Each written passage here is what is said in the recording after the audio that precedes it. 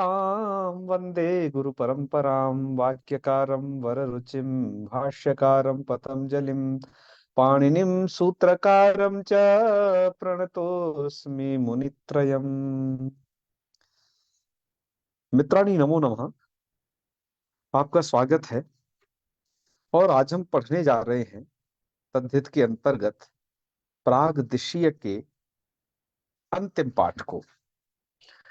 और आज हम इसमें पढ़ेंगे प्रकार वचने थाल, इस सूत्र के द्वारा विधान होने वाले थाल प्रत्यय को, और इदमस्थमु और किमस्य सूत्र के द्वारा विधान किए गए थमु प्रत्यय को।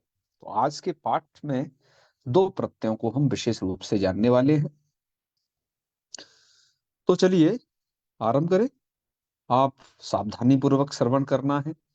प्रक्रिया बहुत कठिन नहीं है, और इसका प्रयोग कैसे करना है और क्या क्या शब्द बनते हैं इससे, ये सब कुछ विशिष्ट चीजें आज हम इसमें पढ़ेंगे।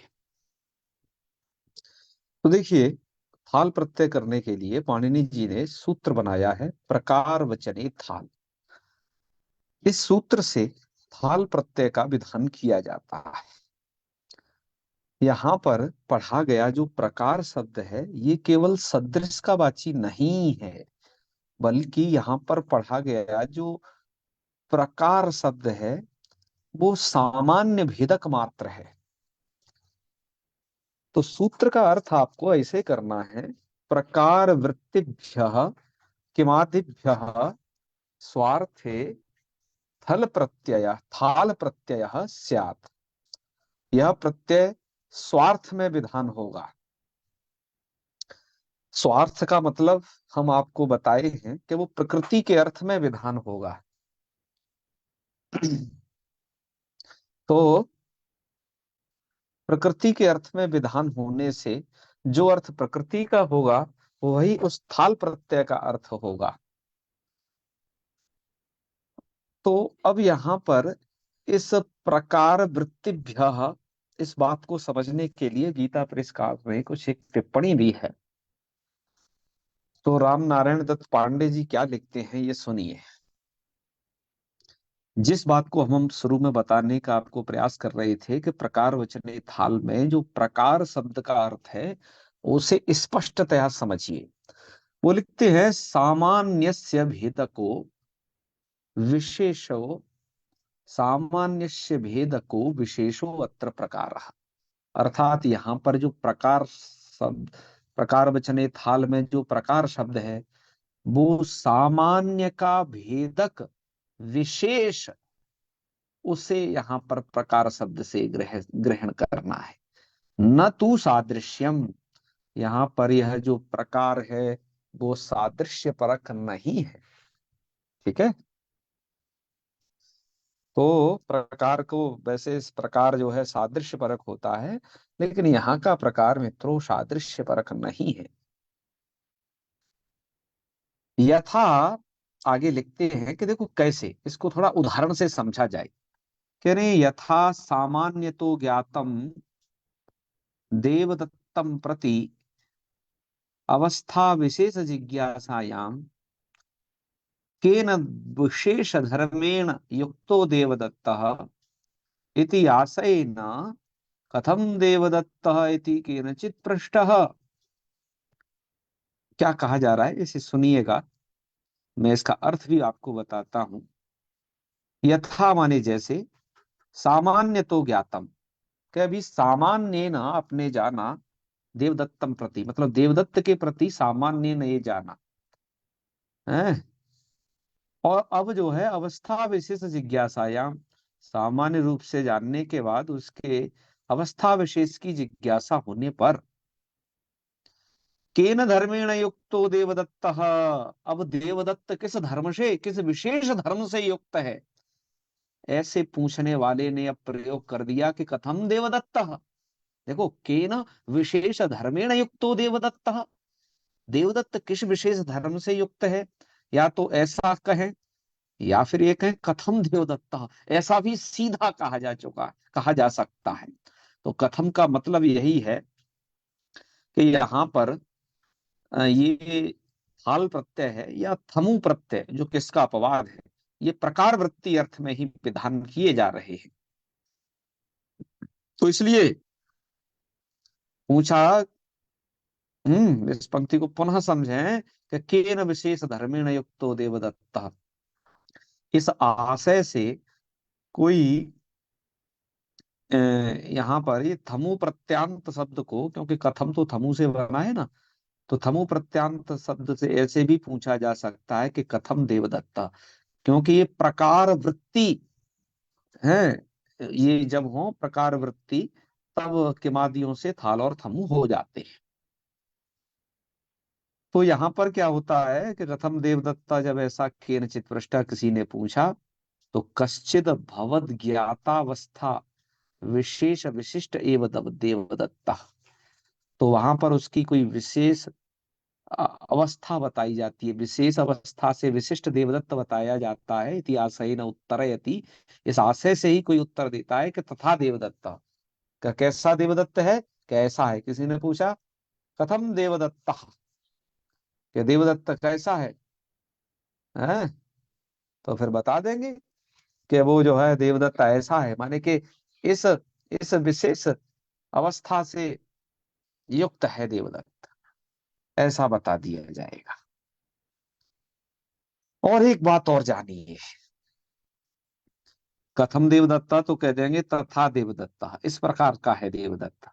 कहा कि तथा का ये विग्रह क्या है, मूल में तो लिख रहा है तथा का विग्रह वाक्य कि तेन प्रकारेण इति। देखो तेन यहाँ पर दे रहे हैं, इससे आप समझ जाइएगा कि यहाँ पर जो प्रत्यय विधान किया जाएगा वो तृतीयांत से किया जाएगा, जिससे तेन प्रकारेण, इस प्रकार से विग्रह किया मूल कार ने।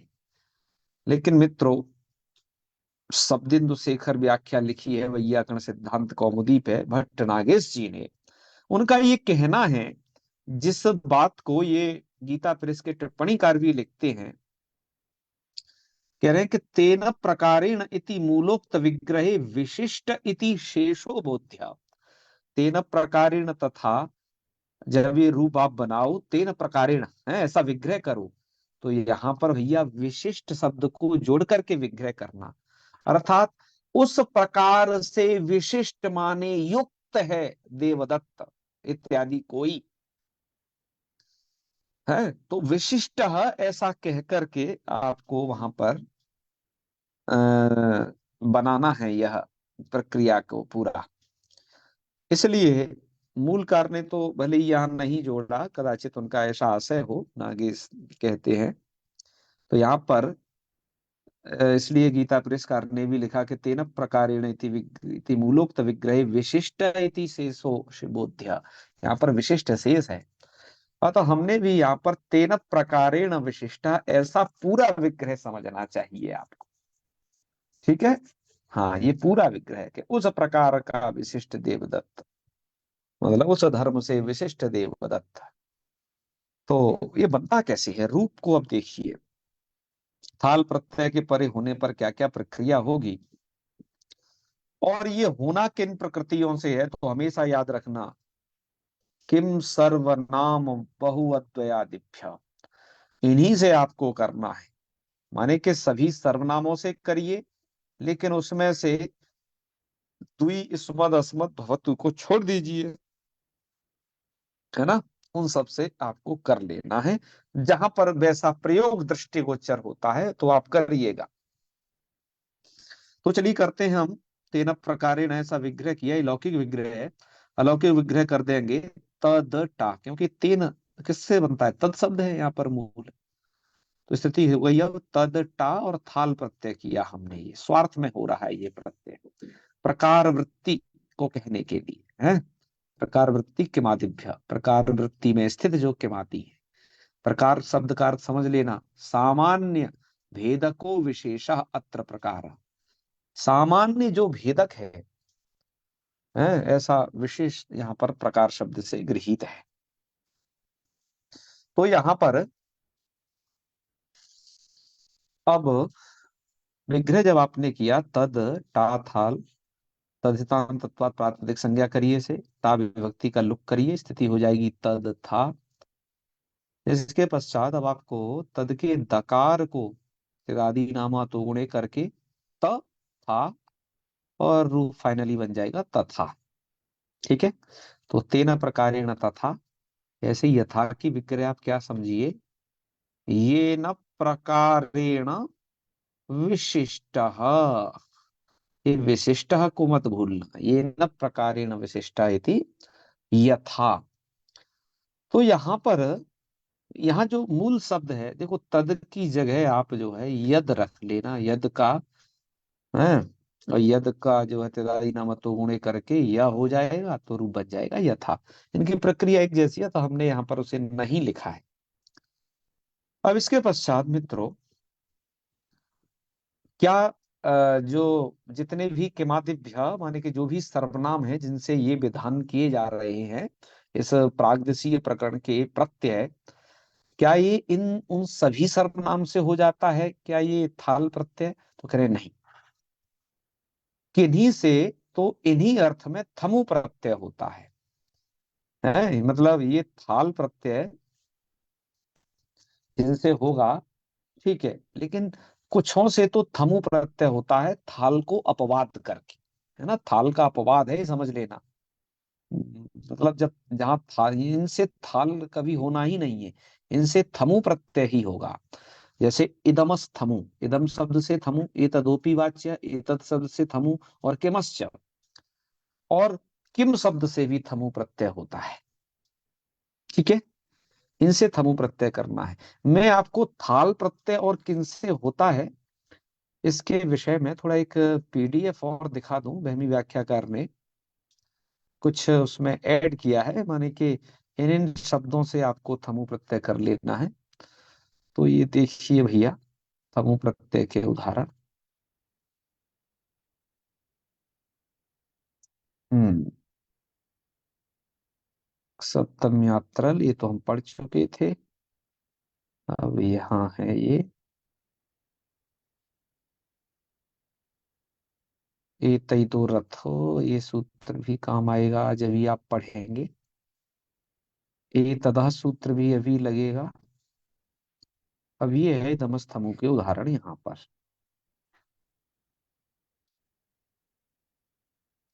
और थाल के बताने हैं ना उदाहरण, तो क्योंकि दमस्तमु से पहले थाल प्रत्यय का विधान है, क्योंकि थमु के उदाहरण बहुत नहीं है, उन तीन से ही होगा। जैसे अब आप यहाँ देख सकते हैं कि जैसे सर्व शब्द है, सर्व शब्द से थाल प्रत्यय कर दिया, तो विग्रह को थोड़ा विशेष याद रखें, तृतीयांत से विग्रह करना है और विशिष्ट शब्द का योजन करके विग्रह करना है। तो इसलिए यहां हो जाएगा सर्वई ही प्रकार ही विशिष्ट, तृतीयांत से है सभी प्रकार से विशिष्ट। ठीक है, तो बन जाएगा सर्वथा। देखो इन सब का हिंदी में क्या अर्थ बन पा रहा है, एक बार इन्हें देख लीजिए। जैसे ये न प्रकारेण विशिष्ट, तो इसका अर्थ क्या किया है ब्रह्मी व्याख्याकार ने, कि जिस, यहां से देखें, कि जिस विशेष से विशिष्ट, यानी कि जिस प्रकार वाला, यानी क्या कहना है कि जैसा, जैसा अर्थ को कहने के लिए यथा का प्रयोग किया जाता है। ठीक है, इसके पश्चात आप हैं, और वैसा कहने के लिए तथा का प्रयोग कर दिया जाता है ना, और तथास्तु जैसे प्रयोग तो बहुत ही प्रसिद्ध है। देखो तथा के लिए इन्होंने कहा है कि उस विशेष से विशिष्ट, माने उस प्रकार वाला, यानी कि वैसा, ऐसा हम हिंदी में इसका अनुवाद करते हैं। ठीक है, तो सर्वई प्रकार ही विशिष्टा, सब प्रकार से विशिष्ट जो है उसे कहेंगे सर्वथा। अन्य न प्रकारेण विशिष्टा अन्यथा, वही न प्रकारेण विशिष्टा वह था, इतरेण प्रकारेण विशिष्टा इति इतरथा। इस प्रकार इन शब्दों का अर्थ होगा। ठीक है, तो ये थाल प्रत्यय इत्यादि का मतलब और भी आपको जो मिले हैं उनकी ऊहा कर सकते हैं मित्रों। इसके पश्चात आइए अब अग्रिम सूत्र को पढ़ते हैं। अब जो है यहाँ पर अग्रिम सूत्र है इदमस्तमु का, के जो थमु प्रत्यय है, ये थमु प्रत्यय भैया इदम शब्द से ही होगा, और थाल को तो मतलब इदम से थाल मत लगा देना। ठीक है, इदम से थमु प्रत्यय होगा। थमु में थोड़ा ध्यान रखें कि थमु का वचता थम है, क्योंकि यहाँ का जो उकार जो जोड़ा गया है ना थमु में, वो मकार की रक्षा के लिए जोड़ा गया है कि मकार की कहीं संज्ञा और लोप ना हो जावे।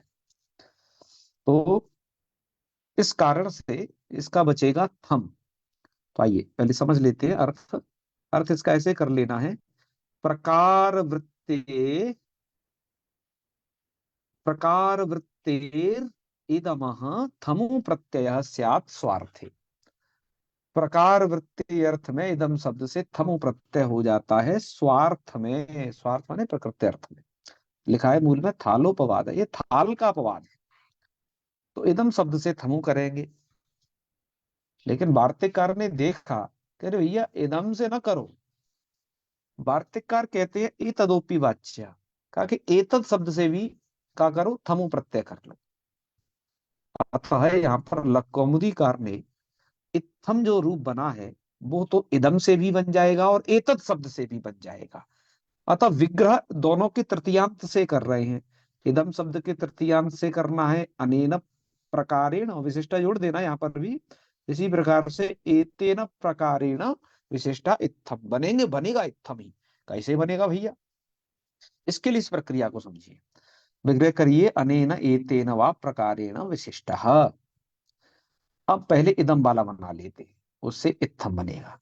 तो इदम टाथम, थमु का उकारित संज्ञा के थम बचेगा, और इदम के स्थान पर देखो थमु प्रत्यय थकार आदि भी है। तो इस सूत्र को ना भूलिएगा, आपको पिछली वीडियो में पढ़ाया है। ए ते तौ रथो हो, रथो शब्द का अर्थ है यदि रादि प्रत्यय या थादि प्रत्यय परे हो तो क्रमशः इदम शब्द को एत और इत हो जाते हैं। एत का मतलब यदि रादि प्रत्यय परे है तो इदम शब्द के स्थान पर एत होता है। ठीक है, एत अदंत होता है, पहले बता चुके हैं। और यदि थादि प्रत्यय परे है तो इदम शब्द के स्थान पर इत होता है। तो यहाँ पर तो भैया थम थादि प्रत्यय परे है, इस कारण से यहाँ पर हो जाएगा इत हो जाएगा। और इत के हो जाने के बाद इत थम, ऐसी स्थिति होगी, क्या होगी, इत थम। और यहाँ तक ये थम जो प्रत्यय है, ये आपका इधर भा संज्ञा नहीं हो पाएगी। अतः स्वादिष्ट सर्वनाम स्थाने के द्वारा इधर पदत्व तो है, और पद संज्ञा होने के कारण तकार को क्या होगा, यहाँ पर जस्त हो जाएगा। तकार को जस्त हो जाएगा दकार, किंतु खरीचा से पुनः चर तो हो जाएगा तकार। तो कहने का मतलब तकार को तकार ही रहेगा, लेकिन वो वही प्रक्रिया करनी पड़ती है ना, व्याकरण के सूत्रों की, सूत्रों की प्रवृत्ति करानी पड़ती है। तो जानना माना कि बनेगा रहेगा तकार को ही तकार, लेकिन उनकी सूत्रों की जो प्रवृत्ति है वो पर्जन्य व लक्षण न्याय से यहाँ कराना उचित रहता है। तो बन जाएगा इत्थम। तो एतई तो रथो, एतई तो रथो सूत्र को समझना है, क्योंकि ये थादी प्रत्यय परे है। अतः इससे एत, वो इत ऐसा हो गया है ना, इत। इसके पश्चात एतत् शब्द है, एतत् शब्द के स्थान पर हो जाएगा, यहाँ पर एतत् शब्द के स्थान पर हो जाएगा इत। विग्रह वही रखना, एतेन प्रकारेण विशिष्टा इति इत्थम, बनेगा इत्थम ही। अब क्या हुआ यहाँ पर कि यहाँ पर भी, यहाँ पर एतदह सूत्र लगा देना। ये एतदह सूत्र वही है जो एतदोन के योग विभाग से बना है। तो एतदह सूत्र क्या करता है, वही रादि थादि प्रत्यय के परे रहते एतद शब्द को इत कर देता है। तो इत कर दिया, इत करने पर मतलब थादी प्रत्यय परे है तो इत कर देगा, अन्यथा एत रहेगा। तो इत कर दिया तो इत्थम भी यहाँ पर भी बन जाएगा, इस पक्ष में भी। बस यहाँ पर विशेष यही है, यहाँ तो एतई तो रथो सूत्र द्वारा इदम के स्थान पर तो हो जाता है, और यहाँ एतदा, यह जो योग विभाग वाला सूत्र है, जो कि सिद्धांत कौमुदी काशिका इत्यादि में है, और अष्टाध्यायी में भी एतदोन पढ़ा गया है। किंतु लक कौमुदी के संस्करणों में इसे भाष्यकार के अनुसार यहाँ पर उसको विभक्त करके ही पढ़ा है। ये तद अलग पढ़ा है, इसी प्रकरण में पढ़ा है, और अन अलग पढ़ा है। तो इस कारण से इत्थम बन जाएगा यहाँ पर भी। अब मित्रों, इसी प्रकार से थमु प्रत्यय का विधान इन दो से करने के बाद सूत्रकार कहते हैं कि जी किमश्च, तो किम शब्द से भी थमु हो जाता है। इसका अर्थ ऐसे समझ लेना चाहिए, प्रकार वृत्तिर किम स्वार्थे थमु प्रत्यय है स्वार्थ स्यात्, किम शब्द से भी हो जाता है। मूल कारण ने विग्रह किया, ये भी थाल का अपवाद है, यानी कि किम शब्द से थाल प्रत्यय मत करना। तो यहां पर बन जाएगा केन प्रकारेण, ऐसा विग्रह करिएगा और ये बना लेना किम टा थमु, किम टा थमु ऐसा प्रत्यय हो, ऐसा होकर के, और किम के स्थान पर किमह का से का कर लेना, तो रूप बन जाएगा। थमु का थम शेष रहता है तो कथम। अच्छा, यदि यहाँ थाल प्रत्यय हो जाए तो रूप क्या बनेगा? तो मित्रों आपका रूप बनेगा थाल। लेकिन समस्या ये तो थाल का अपवाद है, तो फिर ये कथा शब्द बनता कैसे है? केन प्रकारेण कथा बनता है क्या?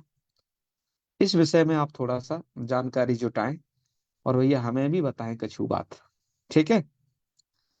प्रागदशी प्रकरण में यहाँ पर बस इतने ही प्रत्यय कहे गए हैं। हमने ये तीसरा वीडियो इस से संबंधित ये बनाया है, तो कुल 3 वीडियो में मिला करके ये हो गया।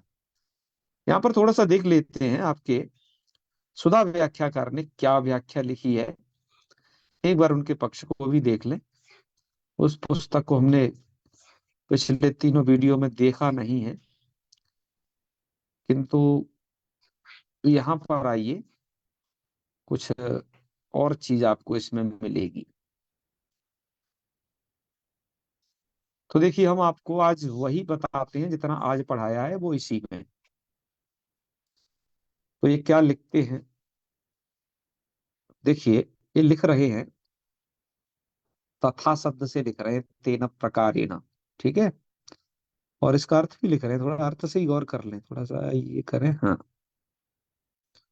और इन्होंने तो वह बात भी लिखी है जो गीता प्रेसकार ने लिखी थी, तत्र भगवान तत्व भगवान के बाद इधर कह रहे हैं सामान्यस्य विशेषो भेदकः प्रकारः। सामान्य का जो विशेष भेदक है उसको यहाँ पर प्रकार वचने थाल में ग्रहण किया गया है प्रकार शब्द से। प्रकृत्यर्थ विशेषणम चैतन, ताकि प्रकृत्यर्थ का ही विशेषण है। तो अर्थ ऐसे कर लेना, प्रकार वृत्तिभ्य किम सर्वनाम बहुभ्य स्वार्थे थाल प्रत्ययो भवति। किम सर्वनाम बहु, इनसे स्वार्थ में थाल प्रत्यय होता है। ठीक है, बढ़िया अर्थ लिखा है। तो तेन प्रकारेण इति तथा प्रकार वचने थाल इति, थाली थाल प्रत्यय कर देना। थाली मतलब सप्तमी का रूप है, थाल प्रत्यय करते। और थाल का क्या हो जाएगा? ल लोपे, लकार का लोप। सुपो लुकी माने सुपो धातु प्रातिपदिकों से टाका हो जाएगा लुक। और त्यदादि नामा जो सूत्र है, इससे परतो गुणे से पर रूप करके अत्व और पर रूप करके तथा इति रूपम, बढ़िया बनाया है। कहीं ना प्रकारेण इति यथा, ऐसे रूप जान लेना। इसके बाद इदमस्थमु की व्याख्या कर रहे हैं और लिखते हैं इदम शब्द प्रकार वृत्ते थमु प्रत्यय स्यात् इत्यर्थ। कह रहे प्रत्यय उकार उच्चारणार्थ का के, यहाँ पर जो उकार है वो उच्चारणार्थ है। कह रहे हैं मकारस्य उपदेशे अंत्यत्वा भावान नेत्वम। मकार की जो है यहाँ पर एक संज्ञा नहीं होगी अब, क्योंकि उपदेश अवस्था में वो अंत्य नहीं है, इसलिए तो नहीं होगा। इत्थम बनाने के लिए कह रहे हैं अनेन प्रकारेण इत्थम, इदमस्तमु से थमु कर लेना सुपो लोक, और एतई तो रथों से थ पर त्वा, थ पर होने से इदम के स्थान पर इत आदेश करके थम बन जाएगा।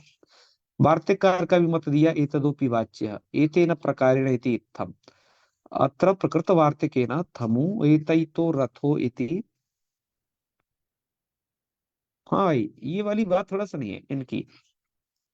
यहाँ पर ये कह रहे हैं एतई तो रथो इति इत्तादेशा, ऐसा नहीं है। एतत् के द्वारा, यहाँ पर उस सूत्र के द्वारा जिसको विभक्त किया है एतदो, उसके द्वारा इतादेश होता है। ठीक है, तो ये थोड़ा सा गड़बड़ी हमें प्रतीत हो रही है, बिल्कुल स्पष्टतया आप भी देख लेना, इस व्याख्या में है। और फिर किमस्या के द्वारा थमु प्रत्यय किया तो उसकी सिद्धि कर रहे हैं कि प्रकार वृत्ति थमु इति शेषा, कथम मतलब केन प्रकारेण इति कथम, किमश्च इति थमौ असुपो लोकी किम का इति कादेशे कृते कथम इति रूपम सिद्धम इति प्रागदृश्यः। मित्रों, यहीं पर अब ये प्रागदृश्य प्रकरण समाप्त होता है। अब इस प्रकरण की समाप्ति के बाद अब हम प्राग इवीय प्रकरण को कल से पढ़ेंगे, और आज का पाठ हम यहीं तक रखते हैं। आप सभी से लेते हैं विदा। चलिए, ओम सर्वे भवन्तु सुखिनः, सर्वे सन्तु निरामयाः, सर्वे भद्राणि पश्यन्तु, मा कश्चित् दुःखभाग् भवेत्। ओम शांति शांति शांति। सर्वेभ्यो नमो नमः। शुभ रात्रि। प्रणामाः। Good morning, good morning, good afternoon.